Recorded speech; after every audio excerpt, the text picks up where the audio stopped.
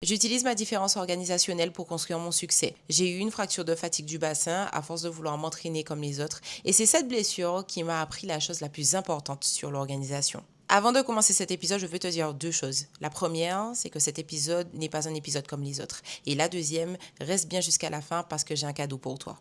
Je vais décortiquer un sujet que personne dans la sphère du développement personnel ne te dit vraiment. La méthode n'est pas le problème, mais le fait de copier une méthode qui n'est pas faite pour toi, c'est le problème. Je fais de l'athlétisme depuis l'âge de 8 ans, donc ça fait 18 ans maintenant que je suis athlète, dont 10 à haut niveau. Et dans le sport, j'ai appris très tôt quelque chose que le monde du business met des années à comprendre. Il n'y a pas une seule façon de performer. Chaque athlète a sa propre routine, son propre rythme, son propre système. Et celui qui essaie de copier le système de quelqu'un d'autre sans comprendre comment son corps et son cerveau fonctionnent se blesse. Aujourd'hui, je vais te parler d'organisation, mais pas de la façon dont on en parle d'habitude. Je vais te parler de ce qui se passe vraiment dans ton cerveau lorsque tu t'organises, des croyances universelles qui te freinent sans que tu ne le saches, et de pourquoi ta différence organisationnelle est exactement ce qui va te permettre de construire ton succès.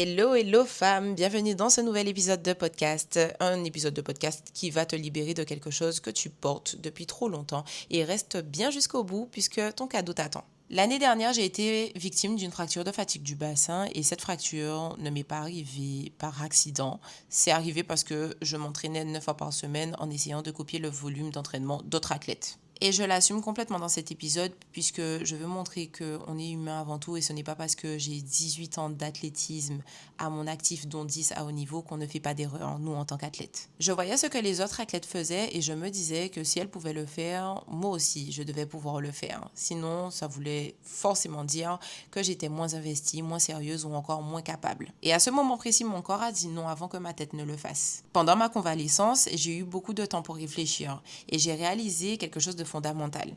Je n'avais pas eu cette fracture parce que j'étais faible.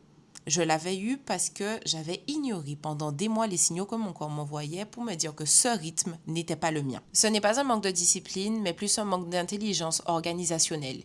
J'ai vu exactement la même chose se reproduire dans la vie des femmes que j'accompagne. Je ne parle pas de fracture physique dans cet épisode, mais plus de la même blessure invisible.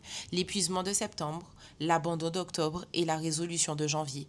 En boucle, parce que ces femmes copient des systèmes qui ne sont pas calibrés pour leur cerveau. Il y a des croyances universelles sur l'organisation que tout le monde répète et qui font plus de mal que de bien.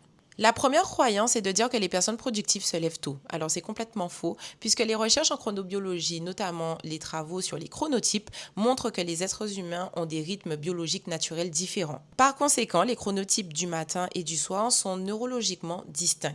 Donc forcer un cerveau du soir à performer à 5 heures du matin, c'est comme demander à un oiseau de nuit de chasser en plein jour. La deuxième croyance est de croire que plus tu travailles, plus tu réussis. C'est complètement faux.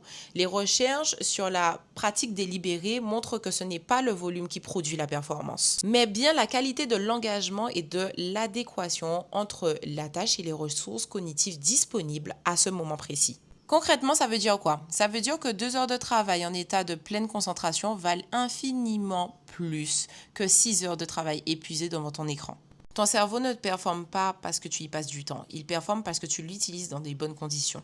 La troisième croyance consiste à dire qu'une bonne méthode fonctionne pour tout le monde. Alors là, cette croyance est la plus dangereuse, puisque ton cerveau a des fonctions exécutives uniques. La mémoire de travail, l'inhibition ou encore la flexibilité cognitive. Et ces trois capacités ne sont pas au même niveau chez tout le monde. Et c'est précisément cette combinaison unique qui définit comment tu t'organises naturellement.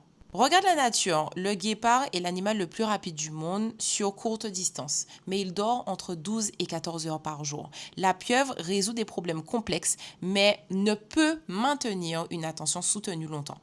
Les abeilles fonctionnent en collectif ultra structuré, pendant que les loups s'organisent en meute avec une hiérarchie flexible. Mais aucun de ces systèmes n'est meilleur que l'autre. Chacun est parfaitement adapté à l'organisme qui l'utilise. Alors pourquoi toi, tu t'organiserais autrement? Donc cela veut dire concrètement que ta différence est ton avantage et voici ce que j'ai compris après plus de 10 ans de sport de haut niveau. Ce n'est pas tant la méthode en elle-même qui fait des miracles, mais plus le fait d'être assez intelligent pour rejeter les systèmes qui ne te ressemblent pas pour créer le tien. Et ce mécanisme demande quelque chose que peu de personnes font vraiment.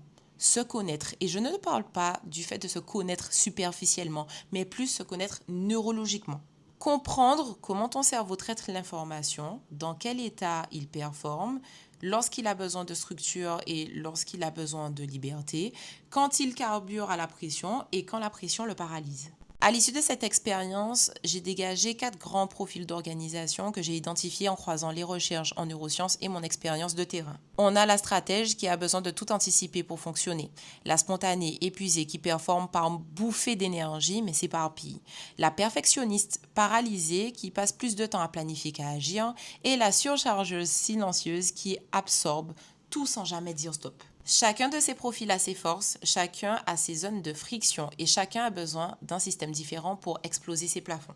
Le problème n'est pas que tu es désorganisé, mais plus que tu utilises le mauvais logiciel. Alors concrètement, comment utiliser ta différence ? Le premier conseil que je peux te donner, c'est concrètement d'arrêter de mesurer ta productivité en fonction de celle des autres. Ton cerveau n'est pas le leur. Tes résultats ne se mesurent pas à leur rythme. La seule comparaison pertinente est celle entre la version de toi d'hier et la version de toi d'aujourd'hui. Deuxièmement, identifie tes pics cognitifs. Quand est-ce que ton cerveau est naturellement en état de performance et construis tes tâches les plus importantes autour de ces moments.